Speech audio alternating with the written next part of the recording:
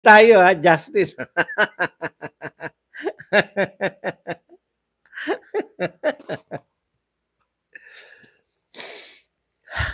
Magandang araw sa ating lahat mga kababayan, saan man panig kayo ng digdig naron. Dito na naman tayo sa another episode ng ating vlogs, Badong Aratelis po. Pag-uusapan natin ngayon, eto po no, BP Sara, kapapasok pa lang po, minuto pa lang po, ang nakakalipas. Kakikita ko lang po nito. Dapat mag-start na ako, binago ko po yung title dahil importante to. May bagong syokran na naman. Tungkol po sa librong kaibigan. Ayan. Kasi inaakusahan po siya na plagiarism daw, no? Kinuha lang daw ni BP Sara yung libro niya, no? Ginaya lang daw. Hindi po umubra yung 10 million. Pinagmukantangan niya si Risa Ontiveros eh. 10 million pinoproblema nyo. Budget yan, 1 taon. Yung 1 oras na paglamon na 20 million, hindi mo pinoblema. Mas malaki yung paglamon nyo ng 1 oras. Kasama ka pa sa... Nakakahiyaman sabihin kasi, kasama ka sa lumamon. Masisiba kasi kayo eh. 20 million, hindi ka na problema ng paglamon mo, Risa Ontiveros. O wag po yung iba, baka sumabat naman kayo. Si Risa Ontiveros lang po kasi pinoproblema yung 10 million eh. Pero never pinoproblema yung nilamon. Yung nilamon nilang 20 million na 1 oras lang. Di ba? Never niyang pinoproblema yun. Pero yung 10 million na ipamimigay sa maraming bata, pero problemado siya. Baka ma-develop yung kaibigan kasi mga traidor kami. Kasi kami yung mga walang utang na loob. Yun ang problema ni Risa Ontiveros. No? Ayaw nila ng yung palaganap yung value ng pakikipagkaibigan. Pag-uusapan din natin, ito pong si Erwin Tulfo, alam niyo naman, spokes yan. Yan ang spokes na pinagdududahan ninyo na totoo bang itong balita na to. Ito po ang sa ABS-CBN. Sasabihin ko na nga sa inyo kung saan ko kinukuha. ABS-CBN, sinulat ni Vivian Gulla. At ito po ay may oras na 8:48 p.m. House leadership not endorsing impeachment of BP Sara according to Representative Tulfo. Ayan. Okay, pag-uusapan din po natin. Ano pa ba? Ayan po, dilema nila. Gagayahin ba ng House leadership yung ginawa ni Risa Ontiveros na pag-question sa budget ng OBP? Mapapahiya rin ba kayo katulad ng pagkapahiya ni Risa Ontiveros? Yan po mga pag-uusapan natin, pero bago yan, kung bago ka pa lang dito sa ating channel, mag-subscribe ka na. Dahil ito lang ang tanging channel na may kinikilingan, may pinapanigan, una sa balita, huli sa impormasyon, kaya na pang hinihintay nyo, pindot na. Okay. Alam nyo, nakakaawa rin po yung yung mga young guns. Dati mga bata yan nagsimula, kaya nga young guns eh. Ngayon, problemado, mas matanda pa. Dito muna tayo sa syokran. Ito po, mainit-init pa. Siguro wala pang, hindi nyo pa nababalitaan. Kaya nagtataka kayo no? Bakit nauna si Badong? Ayokong mauna si Badong. Kinakailangan mauna yung paborito namin vlogger sa mga balita. Paborito namin yun, si Badong. Napipilitan lang kami rin. Ito po ang pahayag. Office of the Vice President. Pahayag. Ito po yung context niya na. Naglabasan po ngayon yung sinasabi na plagiarize. Ang ibig sabihin po ng plagiarize, kinopya lang ni BP Sara yung kwento niya na sinulat niya. Kinopya niya lang sa ibang author. Yan po ang lumalabas ngayon sa social media. No? Okay. Tapos, ito po, ang sinasabi po ni Sara Duterte, ang ating pong Vice President. Republic of the Philippines, Office of the Vice President, pahayag ukol sa paninirang puri gamit ang aligasyong plagiarism. Yan. Mga kababayan, napakadaling sumulat ng maikling kwento batay sa sariling karanasan. Hindi na kailangang mangopya pa. Ang proyekto ay para makahikayat ang mga bata na mahalin ang pagbabasa at sumulat ng sarili nilang kwento. O, di ba? Ang ganda po kasi yan yung problema natin ngayon eh. Hindi na po nagbabasa yung mga bata. Yung pala yung purpose ng Kaibigan Books, no, na ginawa ni BP Sara, na mahikayat yung mga kabataan na magsulat tungkol sa kanilang kaibigan o kung ano pa man at mahikayat silang magbasa. Yan ang kulang natin eh. Lahat kasi napupunta, 1.4 billion a day napupunta po sa mga flood control program na napakadaling mahuli. Napakadaling masira.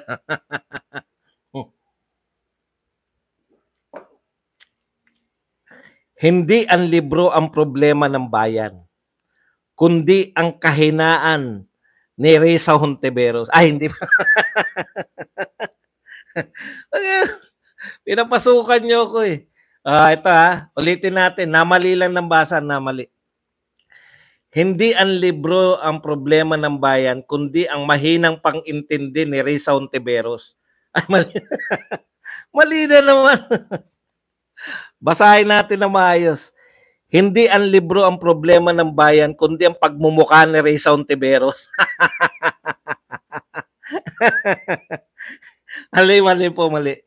Hindi ang libro ang problema ng bayan, kundi si Martin Romualdez. Hindi ba? Mali pa rin. Alitin natin take 5.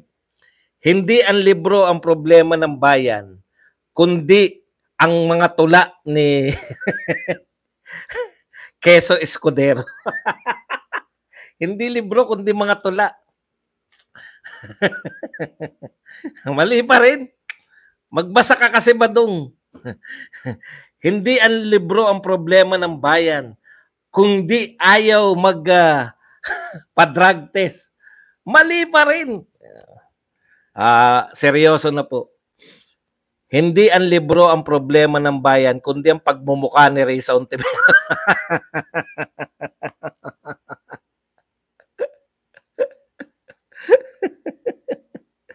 Ulit.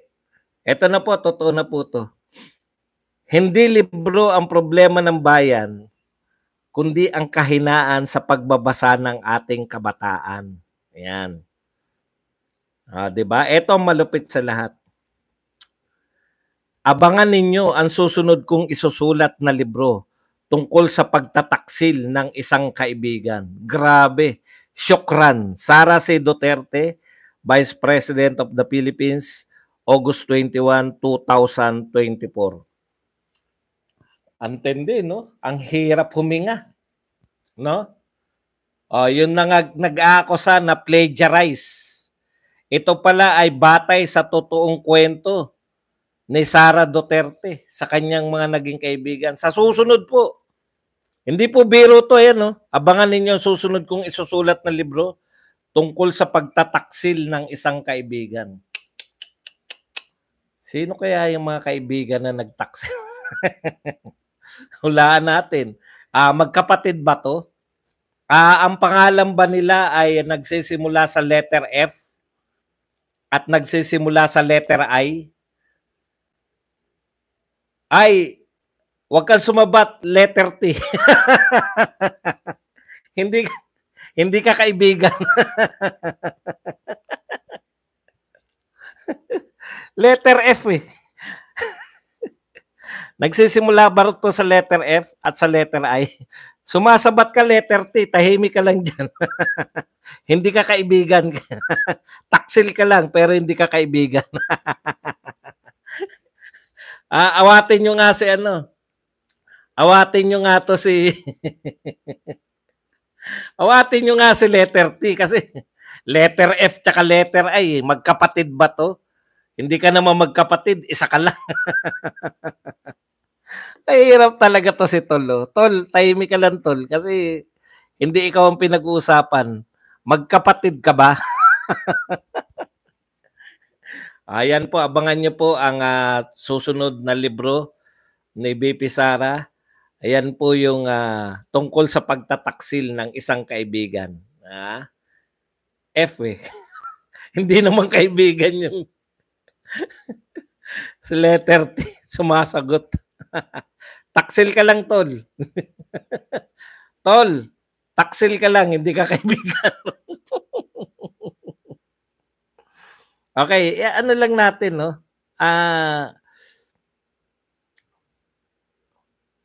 Problemahin lang, hindi.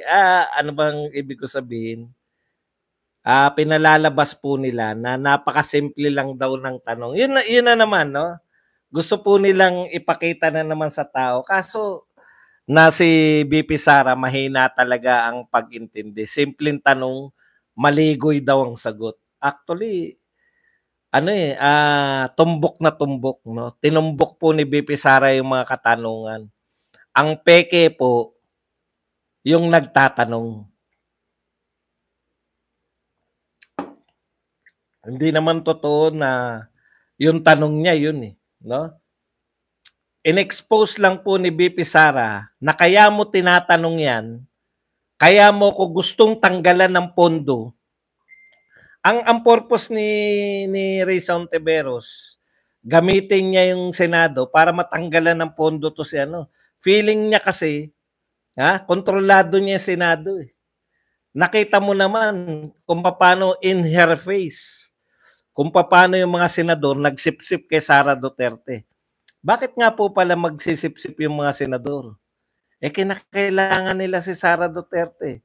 Yung nanay, kinakailangan, di ba? Hindi pwedeng awayin ng nanay na senador. Kasi tumatakbo yung anak eh. Huwag na natin pangalanan si Cynthia at si Camille.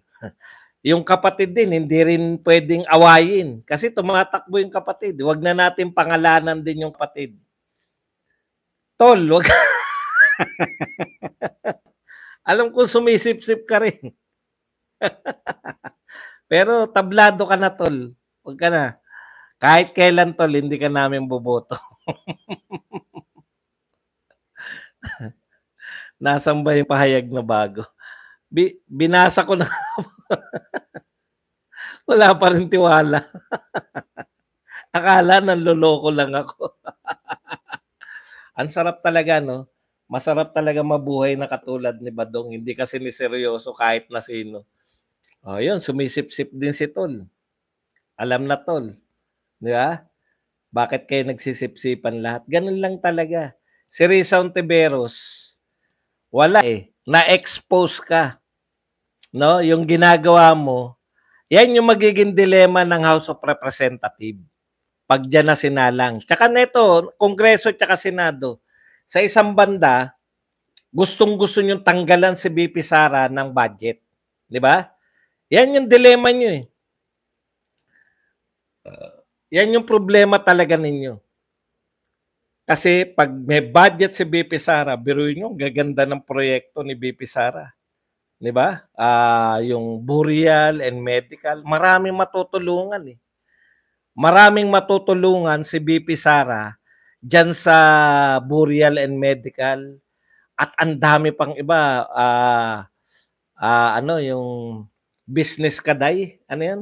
Trabaho kaday. Di ba? Makakatulong talaga at pag nakatulong, thank you very much kay Adam Sam na nagbigay sa atin ng sa ano ba tong apelyido ni Sam? 10 AED. Maraming salamat sa pakape. Okay. Pag binigyan nila ng negosyo kaday, pag binigyan nila ng pondo si BP Sara, maraming matutulungan. Yung mga natulungan na yun,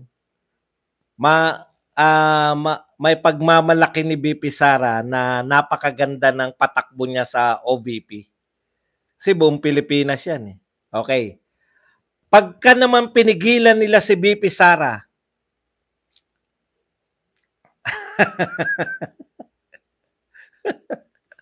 tawa daw ako ng tawa yung mga bayarang vlogger. Bayram vlogger hindi naghapunan sa takot. Bakit? Nori Innocentes. 119 euro. Thank you very much kay Nori Innocentes. Yan. Ulitin natin ha. Pag yung binigyan nila ng pondo, umayon sila sa pagpopondo kay BP Sara, makakatulong to lalo sa popularidad ni BP Sara. Di ba?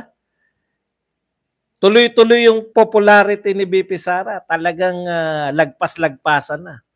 Kasi yan lang wala po si Lenny yan. Hindi po kayang maisip ni Lenny yung mga kakayahan ni BP Sara. Kaya sa kanya hanggang tokis lang, may pinatayo lang ng isa, panahingi lang ng donasyon si Lenny nung siya ay Vice President. Panay-panawagan ng di ba walang ano yun, walang kahihiyan si Lenny. Hindi ko sinasabing walang hiyan, no.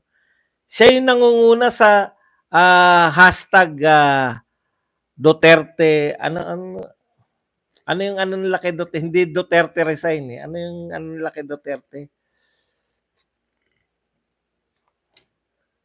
Ano yung sinasabi nila kay Duterte? Nakalimutan ko na yung termino eh. 'Di ba may hashtag? Tapos siya ang Vice President. 'Di ba? Wala akong kausap. Aus Duterte, 'di ba? Aus Duterte kagad eh. Let Lenny lead. Siya nangunguna, let Lenny lead. walang kahihiyan ng hindi, Aus Duterte. Aus Duterte. Tapos let Lenny lead. Siya yung nananawagan, let Lenny lead. Siya si Lenny. Mahina talaga kukote. Nananawagan ng let Lenny lead. Siya si Lenny. Hindi po ganoon si BP Sara eh. Di ba? Kaya hindi niya pinapanawagan na Marcos resign. Dapat iba yung manawagan. O may mga nananawagan nga po. Thank you very much muna kay Gigi na $199 na pangkape. Yan. Okay. Ngayon, kung binigyan nila, magiging popular si BP Sara dahil kitang-kita ng mga tao na yung proyekto nariyan, no, na ilalatag, nakakatulong talaga sa mamamayan. Pati nga yung libro na maayos, Ang Kaibigan. Kita mo naman, nasa press con mo pa. No? May press con siya kanina eh. Binigyan siya ng libro, hindi naman marunong magbasa kasi. Tinignan lang, maganda illustration. Tama yan, para sa'yo yan eh. Hindi ka kasi nakakapagbasa pagka walang mga picture. Okay, ang point lang, sa isang banda naman, pag pinigilan naman nila, magmumukha silang Raysa Hontiveros. Nakita na nila eh, kung paano yung itsura, nung nakaraan taon, tinanggalan nila ng confidential fund si BP Sara. Hindi nakapalag, walang sinabi si BP Sara. Wala. 'Di ba? Walang akala niya ganyan pa rin ngayon. Hindi po. Hindi na parte si BP Sara ng administrasyon. Kaya wala na po siyang buti nga hindi mo tinanong yung West Philippine Sea. Mukhang handa si BP Sara, hindi ka nagtanong, nasupalpal ka sana. 'Di ba? Nagpahiwatig na nga si BP Sara, pag-usapan natin yung West Philippine Sea. Hindi niya tinanong 'yon kasi nga butatana naman siya ron eh. Yung etong pagbibigay ng budget, mahirap rin nilang i-hold kasi nga mapapahiya sila katulad ni dapat meron silang yung ganyang katwiran ni Hontiveros. Nakakahiya pong katwiran yan. Sasabihin mo, dapat wala ka ng budget kasi yung DSWD, trabaho na yan eh. Ng DSWD. O di butata siya, sa amin ang hingi eh. Pag nirepair naman namin, tinatanggihan. Dahil kalaban kami. Wala siya na isagot dun. Bakit wala na isagot dun si Hontiveros? Wala sa script eh. Nakita nyo nagbabasa? Wala sa script yun. Mahirap po na wala sa script. Kaya sila, dilemma nila yan. Congress, both House of Congress, House of Representatives, tsaka Senado.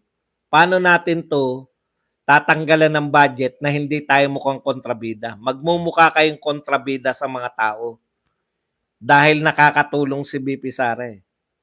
Alam nyo, usually, kaya ka hindi bibigyan ng budget pag sinalang ka. Usually, yung mga nababalitaan nyo nun, piso na lang ang budget ng CHR. Di ba? Meron nun Meron proposal nun si Alvarez Piso na lang yung iba-budget. Sana rin ikaw rin. Same to you. Sana okay rin ang BP mo. Kung kailan ako tawa ng tawa, tsaka mo pupunayin yung BP ko. Pinaalala mo ba na mataas ang BP ko? Masaya ako. Jake Lockhead, thank you very much sa $10. Noong time natin, Boss Buds, puro basa tayo, books at comics. Correct. Uso talaga nun. Pati, kaya nga may nagtitinda pa ng mga dyaryo sa Ang daming nagtitinda ng dyaryo sa EDSA Ngayon, wala ka na makikita nagtitinda ng dyaryo. Okay, balik tayo rito sa punto natin, no? Dilemma nila yan kasi hindi nila pwedeng hindi bigyan sa katwiran lang na doble-doble. Di ba? Sila rin namimigay ng ayuda DSWD ba sila? Si Martin namimigay ng ayuda. Tanong, DSWD ba si Martin? Hindi mo pwedeng sabihin, ibabalik sa inyo yan. Pag sinabi sa inyo kay BP Sara na meron nang namimigay ng mga burial, no? Meron na namimigay ng burial. At meron na namimigay ng mga medical na tulong. Kaya dapat wala ka ng budget. Sasabihin lang ni BP Sara, yung ayuda, DSWD yan. Bakit si Martin na namimigay? DSWD ba siya? Yung dilemma ninyo, pagka tinanggalan nyo, yari kayo sa taong bayan. Pagka kayo, hinayaan nyo, yari kayo kasi magiging lalong popular si BP Sara. Okay lang sana. Ano ba yung sinasabi mo ba doon kanina? Na bakit may mga piso na lang ang budget? Tandang-tanda ko yan, yung pag binibigyan ka lang ng pisong budget, pagpalpak ka sa ginawa mo. Sinasalang ka sa budget hearing, pinagpapaliwanag ka, hindi mo na ipapaliwanag yung mga pinagkagastahan mo. Palpak ka sa paggastos, kaya sasabihin sa'yo, sige, piso na lang ang budget mo. May kapangyarihan ba yung Congress na ganun? Meron. Kasi hindi mo maayos na nagastos yung budget mo noong nakaraang taon. Sa madaling salita, hindi nila nagawa kay Sara yun. Budget hearing to Bakit walang nag-usisa ng paggasta ng budget ng OBP last year? Wala silang mahihita dahil maayos ang paggastos ng Office of the Vice President.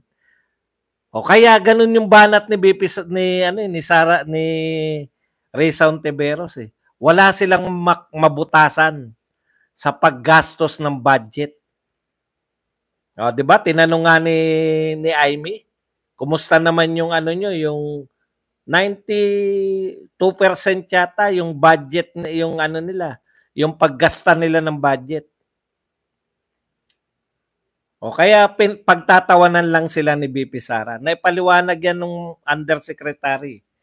Ito pa nakakatawa, may nakahanda po sila Nilabas pa rin nila kahit wala pong papel si POA. Alam niyo po si POA, di ba? In-establish po na spokesperson ng Vice President. O sabi, ba't kinakailangan pa ng spokesperson? Si Leni Robredo ba wala spokesperson? Ano pala ginagawa ni Barry Gutierrez noon?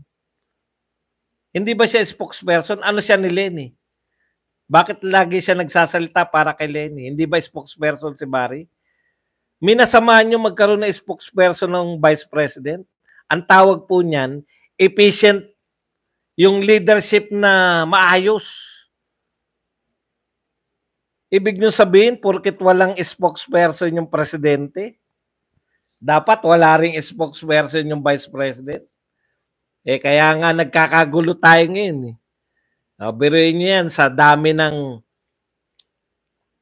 spokesperson lang, di ba, si Atty. Poa? Ang ine-expect nila, si Atty. Poa, lahat ng sasagot. Di ba? Kaya, meron sila nakahanda na may tangang naglabas, isang tao lang yung tangang naglabas, pinakamatataas na posisyon sa Pilipinas. President, Vice President, si Atty. Poa. Anong papel?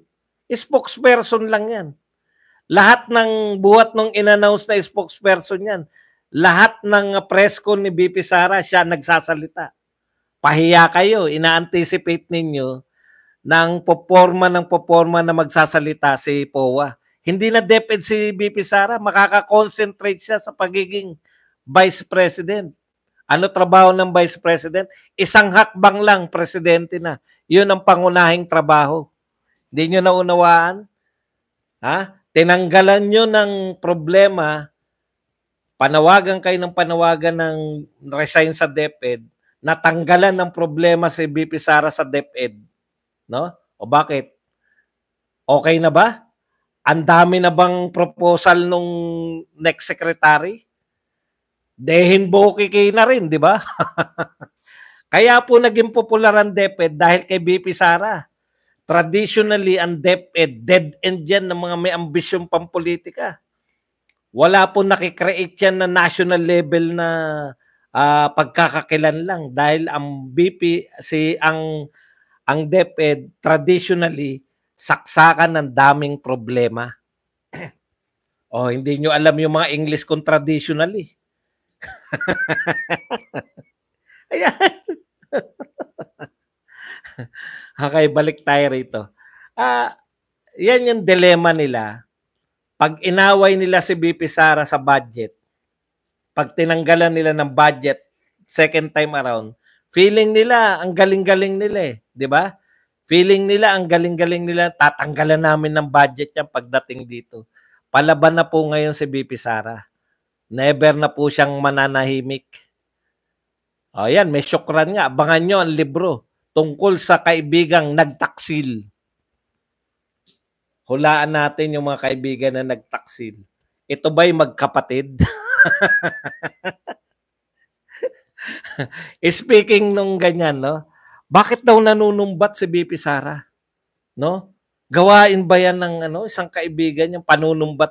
Diyan na napunta yung usapan. Bakit daw sinusumbat? Para ipakita kung gaano kasama ang ugali ni Risa Hontiveros. Tandaan nyo, mga Pilipino pa rin tayo. No? Mga Pilipino pa rin tayo na marunong tumanaw ng utang na loob dapat. Parang gusto ni Risa Hontiveros, wag natin pag-usapan yung mga utang na loob. Alam nyo, pinalabas niya pa ron. Di ba inamin ni BP Sara na hindi niya naman ako tinulungan? May part 2 pa yun Sabi ni BP Sara, paliwanag ko lang sa iyo, Hontiveros. Ang sabi ni BP Sara, hindi mo naman tinutulungan si Tatay Digong, hindi ko rin siya tinulungan. Pero dahil kinulit mo, no? Dahil kinulit mo, inutusan niya, pinakiusapan niya yung isang congressman na bigyan ka ng tulong. Yung mga leader sa barangay, ginawang leader mo. Hindi po pwedeng madaan sa tokis yung hindi mo pagtanaw ng utang na loob. Alam mo ginagawa ni BP Sara? Ine-expose nila kayo. Ine-expose niya sa mga Pilipino na wala kang utang na loob, Risa Hontiveros. Bakit daw panay daw ang sumbat ngayon ni BP Sara? Kung nakatulong dapat, yun na nga Sinusumbat sa inyo na tinulungan na kayo pero kinakawawa nyo ngayon yung pamilya. O si Risa Hontiveros, ayaw umamin na may utang na loob. O ganyan ba? Kaya yung kawawa yung chikibam mo lalo.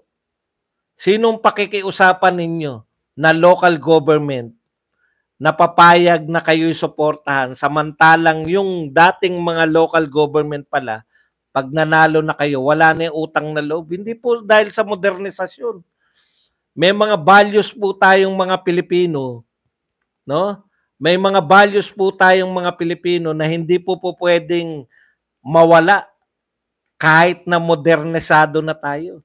Yung pagtanaw po ng utang na loob, hindi po nawawala sa mga Pilipino yan.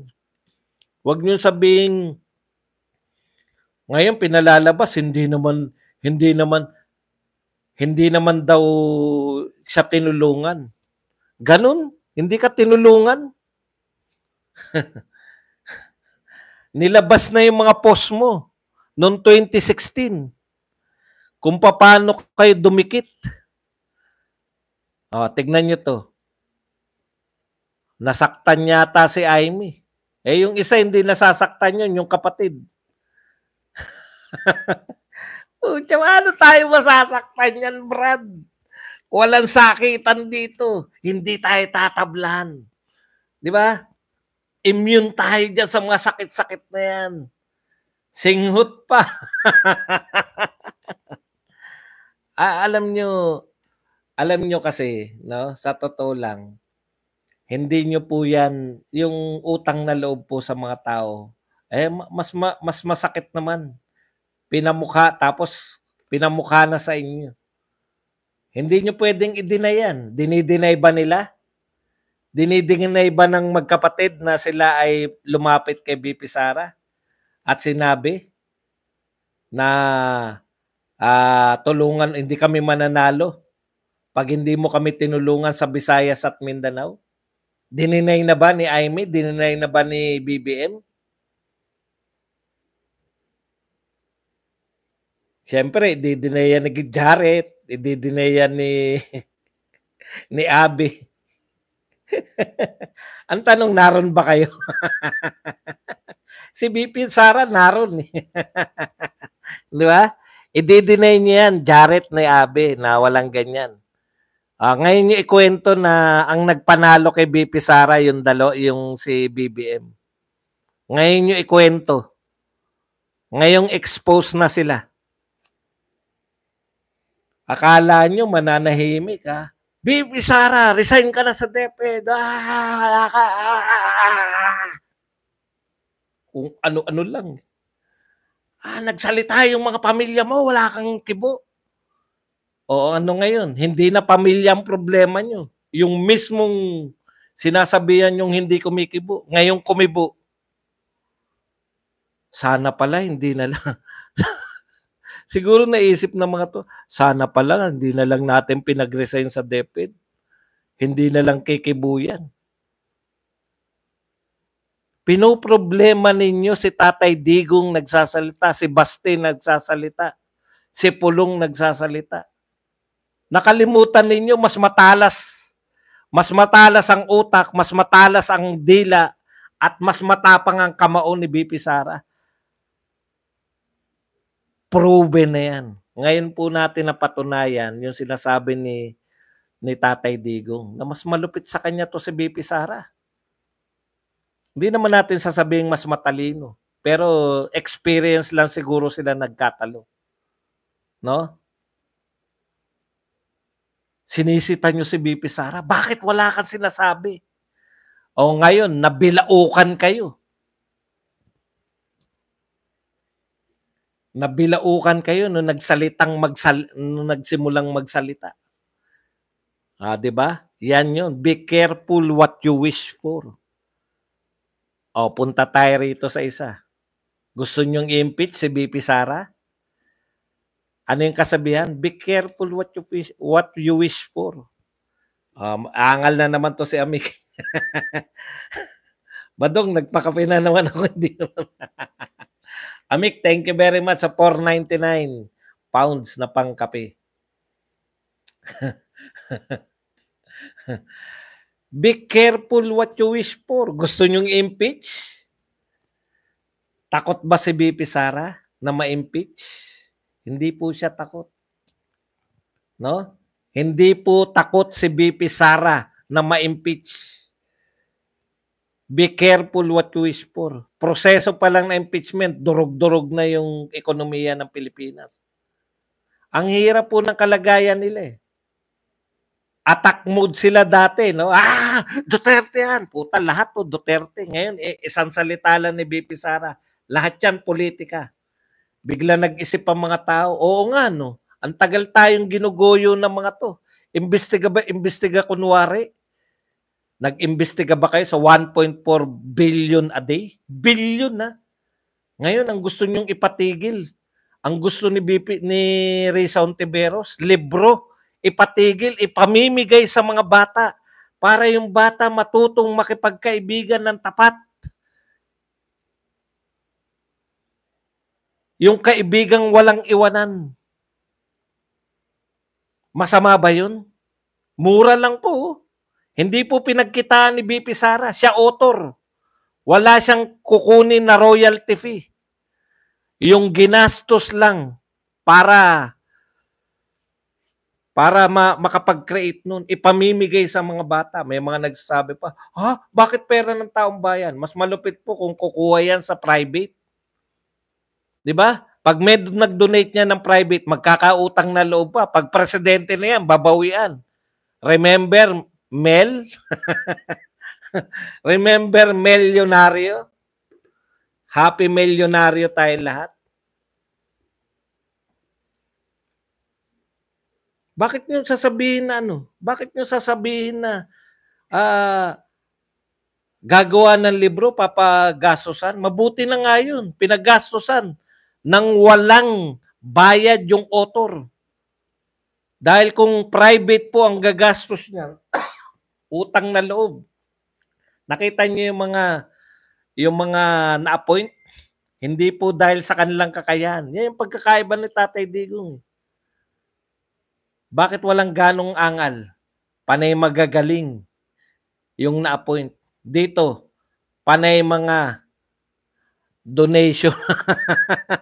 Pinakamalalaking donasyon. Di ba? Kada may ma-appoint, malaki dinonate niyan. Yung biggest donor, yun yung nakaupo. Kaya anong nahihitan natin? Yan.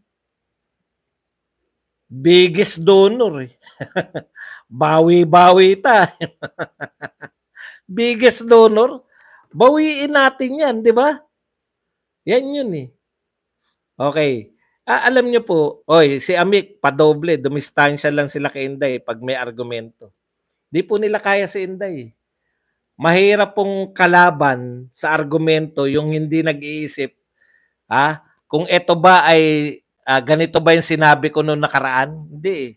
Pag tapat kang tao, magaling ka sa argumento kasi hindi ka nag-iisip ng pang-uuto eh. Si Risa Ontiveros, alam mo na, in-expose ka na kung anong ginagawa mo, politicizing the budget hearing. Pinupolitika mo. Tapos nagmamaang-maangan niya, simpleng lang, hindi niyo na magagawa yan. Ginawa niyo na yan dati. Hindi makasagot, pinapasa. May tanga nga na naglabas na si POA yung Vice President. Kailan pa nakapapil si POA sa Vice President? Pumapil ba si POA? Spokesperson siya ng DepEd. Wala pa po siyang papel ngayon. In-appoint pa lang. Assuming kayo masyado. Di ba? Assuming kayo. Alam po ninyo, yung pagiging Vice President niya, binoto yan, 32 million bumoto dyan. Alam niya yung patakan, lahat sa kanya yan. Alam niya pasikot-sikot ng Vice Presidency. Unlike sa DepEd, mahirap pumapil. Makakabisado mo ba yan? O ngayon, nakakonsentrate na lang siya sa alam niya. Nagko-concentrate na lang si BP Sara sa trabaho ng Vice President. Ano ba trabaho ng Vice President? Isang hakbang na lang, presidente na. Yun ang trabaho. Kaya kabahan na yung hahakbangan.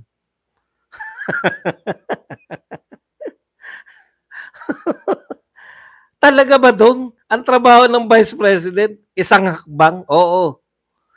Presidente na. Yun ang pangunahing trabaho. Kaya ang yung mga mahahakbangan ng isang hakbang na yun, kabahan na kayo.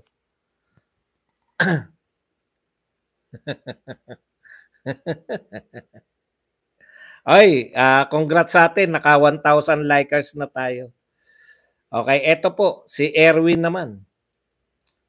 Sabi po ni Erwin, na pinagdududahan, talaga ba sinabi yan ni Erwin? Fans kami ni Erwin eh. Oh, sinabi mo yan? Oh. House leadership not endorsing impeachment of BP Sara.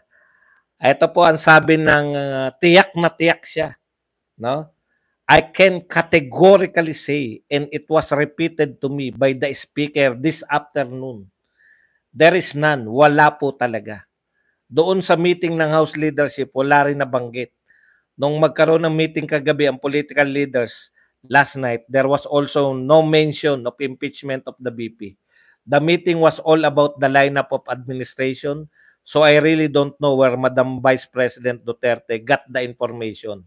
Kung may nagsasabi sa kanya na there's such thing na ma-impeachment laban sa kanya, he stress. Okay, tamo? Ulitin ko kung may nagsasabi na sa kanya there's such a thing na impeachment sa kanya, the office of the speaker is already saying that there is none. He is stressed. O, stress na si Erwin Tulfo. Dinideny, no? Wala daw impeachment. O, bakit nyo dinideny? Inunahan na kayo ni BP Sara eh. 'Di ba? Bakit nyo dinideny? Yan ang dalawang, kumbaga, kung yung tokhang meron 2 barrel, ito po, 2-sided ng espada ni Sara Duterte. Inunahan na kayo sa plano ninyong impeachment. Natural, kinakailangan nyo sumagot na wala kaming planong impeachment. Bakit? Nakakahiya eh. Ang sunod kasing itatanong, pag hindi nyo dininay na walang impeachment, ang susunod na tatanong, on what grounds? Wala pa kayo eh. Hindi pa nyo nakikita. Inunahan na rin kayo ni BP Sara. Sabi ni BP Sara, yan yung hahanapin nyo, kaya nyo hinihingi yung COA report. Yan yung hahanapin nyo sa COA. Yung mga impeachable offense ko. Pero dahil double-bladed, kaya naunahan na kayo ni BP Sara, naunahan na kayo na sinasabi niya na i-impeach nyo siya ayon sa kanyang source. Natural, magmamalinis kayo. Pero teka lang pala muna. Ano yung sinasabi mo bang ay categorically? Ilang beses mo bang sinabi na hindi ka tatakbong senador? 'Di ba? Paulit-ulit. Alam nyo, sila Tatay Digong, pag sinabi nila na hindi tatakbo at tumakbo, ang sasabihin nila, may kasunod yan eh. Diskarte yan eh. Political strategy yun. O ngayon, ilang beses ka nagsalita na ikaw ay hindi tatakbo. Ngayon, naka-line up ka sa nilabas ni Aimee Marcos. Kasama ka sa 12. Hindi ka tatakbo?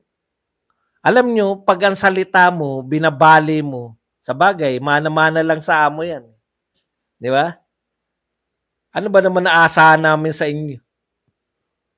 Nakipagkasundo nga kay BP Sara. Unity and continuity. Unity with whom? Hindi sa iyo pala, BP Sara. Pag nanalo kami, unity with Dilawan, with Makabayan, never sa iyo. Sinaksak agad sa likod eh. Pinasama kagad sa confidential fund eh. Hindi na kami naniniwala sa inyong mga congressman. Alam nyo kung bakit? Si Congressman Charis nga eh. Di ba? Pinasan nyo yung budget ni BP Sara na walang tanong-tanong.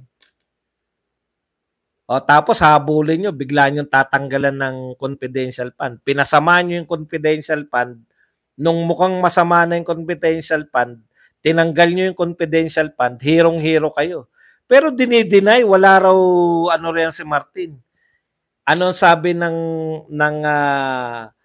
aged congressman na si Lagman? Ano sabi niya? Walang nagaganap sa House of Representatives na hindi alam ng House Speaker. Mahilig kayong mag-deny. Naunahan lang kayo. Pero, bakit kayo nanghihingi? Ano yung purpose nyo? Bakit kayo nanghihingi ng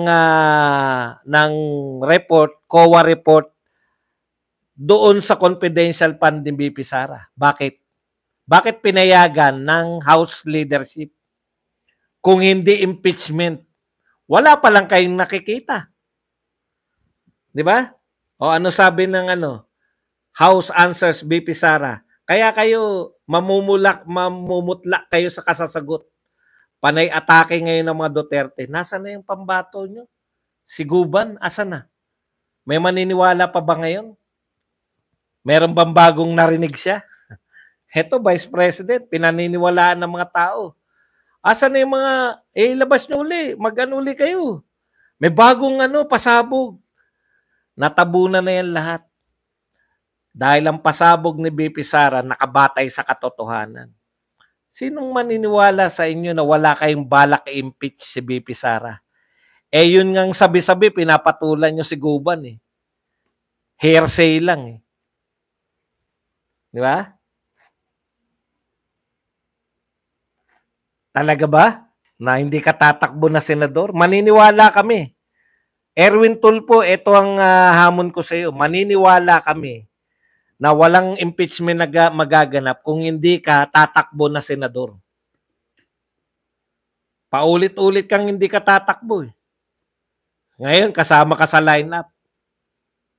Pinagbubulan nyo ka. Isang BP Sara lang. Ito pa ang sagot naman ng mga kasama ng mga young guns.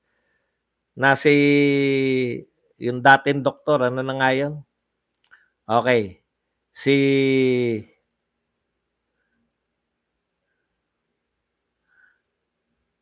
Hindi to. House answers BP Sara sa auditing. Ito po.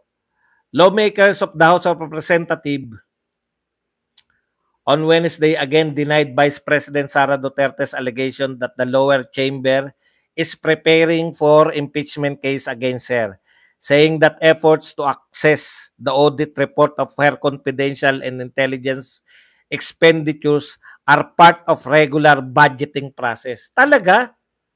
Meron kayong ni-request noon? Nakasubaybay na ako noon pa sa politika. Wala pa akong narinig na nag-request kayo na busisiin yung confidential fund nila Binay, ni Noli De Castro, sino pa ba yung mga Vice President? Lahat ng Vice President, wala pa akong narinig na binusisi yung confidential fund. Wala nga akong narinig na pinatanggal nyo yung confidential fund ng mga naunang Vice President eh. Di ba? Si Lenny, hindi nanghingi ng confidential at intelligence. Pinagmamalaki nyo. Bakit na may hiningi ng intelligence? Hindi niya nga alam kung saan gagamitin. Gagamitin nun. Hindi naman niya alam. Walang confidential fund. Hindi nga niya alam eh. Alam niyo po, ang mga tao, manghihingi ka ng budget. Ito yung paggagamitan ko. Lahat ng budget ni Lenny, approve nila eh. Bakit po ina-approve? Kortesiya yun eh. Kortesiya po yun, no? Dahil pangalawa sa pinakamataas na posisyon. Kortesiya yun eh. Eto, nakaayos na po saan gagamitin ang lahat. Kino-question nyo pa rin. Wala kasi kayong kortesiya ngayon. Hindi pala. Si Lenny, si Risa Ontiveros lang ang walang kortesiya. Tapos, kung magsalita siya, I don't like the attitude. Ikaw ang may attitude, ne? Ante, ikaw ang may attitude, hindi po si BP Sara. Ante Risa, ikaw po ang may attitude. Hindi nyo po ba lahat po yan sa Congress?